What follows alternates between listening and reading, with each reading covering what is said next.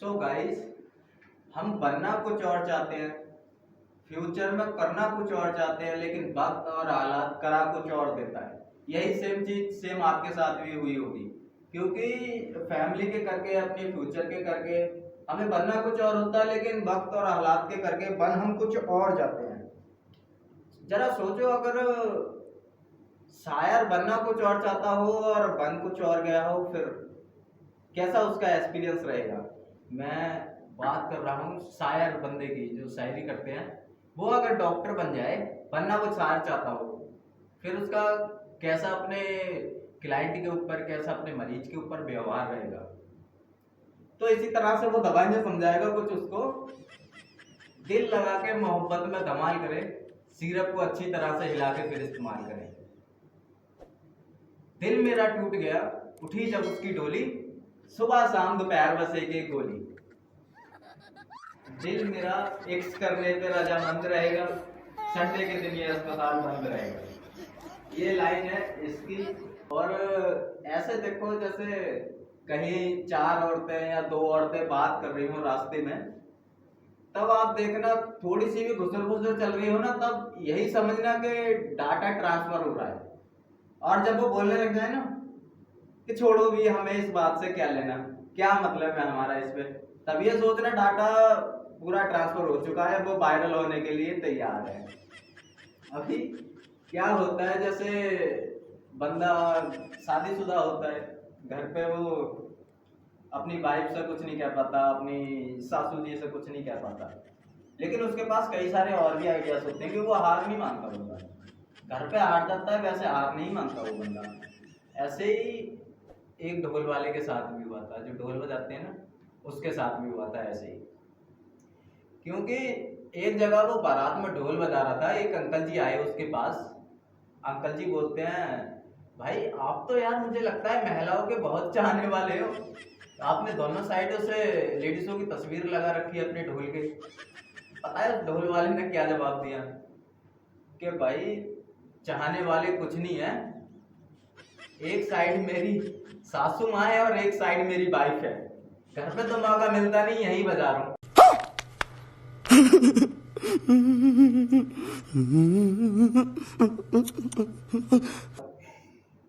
अभी क्या है, देखो कुछ भी है। और बहुत ज़्यादा हंसी मजाक की भी बात होगी, अब मैं थोड़ी सीरियस बात भी बताता हूँ आपको बिजनेस के करके। क्योंकि कुछ बंदे चाहते हैं कि ये बंदा इतनी जल्दी प्रॉफिट में कैसे करने लग गया, इसका प्रॉफिट कैसे बढ़ने लग गया बिजनेस में। तो भाई वो इतनी आसानी से नहीं होता, क्योंकि एक बिजनेसमैन रहता था रोड की साइड, एक बिजनेसमैन रहता था जिसका बहुत बड़ा बंगला बंगला बना हुआ था, और एक उसी के पास में एक साइड में एक झोंपड़ी वाला रहता था, जो कि एक मछुआरा था। तो वो मछुआरा उसको ना, बिजनेसमैन को देख के चिढ़ता था, कहता था यार इसकी लाइफ है, मेरी भी कोई लाइफ है, मैं सारा दिन रात मेहनत करता हूँ, कुछ भी नहीं बन पाता मैं। और ये भाई पूरा कार में घूमता है और इतना मेहनत भी नहीं करता, बैठा रहता है, रात को 11-12 बजे आता है, आराम से घूमता फिरता है। अब मछली वाला बहुत चिढ़ता था उससे, बहुत गुस्से करता था उससे। एक दिन बिजनेसमैन को लॉस हो गया अपने बिजनेस में, वो रातों रात रोड पे आ गया, रातों रात बिजनेसमैन रोड पे आ गया। और मछुआरे ने जब ये बात सुनी तो वो बहुत खुश हुआ, कहने लगा अब इसे गरीबी का पता चलेगा कि किस तरह से हम गरीबी में रहते हैं। फिर वो भी मछुआरे के साथ ही मछली पकड़ने जाने लगा बिजनेसमैन। अभी एक दिन उनके साथ में ज़्यादा मछलियाँ आई उनके पास दोनों की, तो उन्होंने दोनों ने अच्छा पैसा कमाया। तो जितना बिजनेसमैन जो मछुआरा बना था, जितना उसकी ज़रूरत थी उसने उतना ही पैसा खर्चा, और बाकी उसने पैसे बचा के रखे। लेकिन जो शराबी था, मछुआरा था, वो शराबी भी था, उसने अपने शौक मौज में सारे पैसे उड़ा दिए। लेकिन बिजनेसमैन ने जो अपनी सेविंग की थी उस दिन की, उसने दो और बंदों को मजदूर में काम पे रखा, मछुआरों को, दो और मछुआरों को उसने काम पे रखा, काम दिया। फिर उसने 3 गुना प्रॉफिट कमाया। फिर अगले दिन उसने 9 बंदों को रखा, फिर उसने और उससे भी ज्यादा कमाया। वो इस तरह से बढ़ते बढ़ते उसने एक मछुआरों की टीम बना ली, टोली खड़ी कर ली उसने एक मछुआरों की। और फिर वो दोबारा से जाना माना बिजनेसमैन बन गया, वहां का उसी शहर का जाना माना बिजनेसमैन बन गया, और मछुआरा वहीं का वहीं रह गया। क्यों? क्योंकि उसे सेविंग करनी नहीं आती, वो बंदा दूसरे से जलता था। तो इसका एक ही नतीजा निकलता है यार, आपके भी चार ही हाथ पैर है, किसी और बंदे की भी चार ही हाथ पैर है। अगर आप यहाँ से सोचोगे ना तो कुछ भी कर सकते हो। शराबी रहता था एक शहर में, एक शराबी रहता था। वो रात को आया 11-12 बजे, अपना गेट खटखटाने लगा, अपनी वाइफ से बोलता है दरवाजा खोल। वाइफ बोलती है नहीं खोलना। फिर वो उसका पति बोलता है कि मैं ये जो घर के बाहर नाला है जिसमें कूद के जान दे दूंगा। उसकी पत्नी बोलती है जो मर्जी कर, मैंने दरवाजा नहीं खोलना।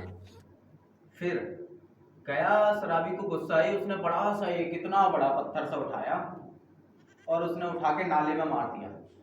उसने इतना बड़ा पत्थर उठा के नाले में डाल दिया। उसकी वाइफ आई उठ के, उसकी वाइफ बोलती है कि देखो शराबी गिर तो नहीं गया कहीं। वो दौड़ के नाले के पास गई, लेकिन वो शराबी इतना तेज था, वो दौड़ के नाले के पास गई। वो तो उसने दौड़ के ना, शराबी ने गेट लॉक कर लिया अंदर से। तो उसने दौड़ के गेट लॉक कर लिया अंदर से।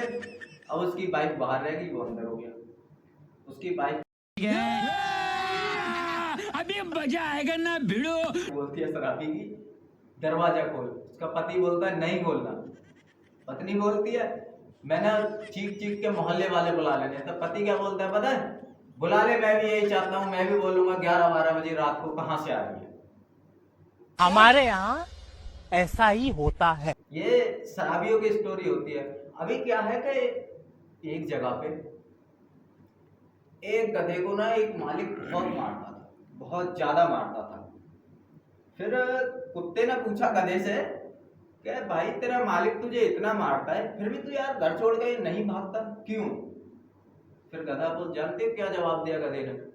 गधे ने बोला कि मारता मुझे बेशक है, मैं बहुत मार सहता हूँ, लेकिन ये जब भी अपनी बेटी को डांटता तो यही कहता है चुप हो जा वरना इसकी तेरी शादी इस गधे से करा दूंगा। बस इसी आस में रुका हुआ हूँ, कब ये मेरी शादी उससे कराए और मैं यहाँ से भागूं।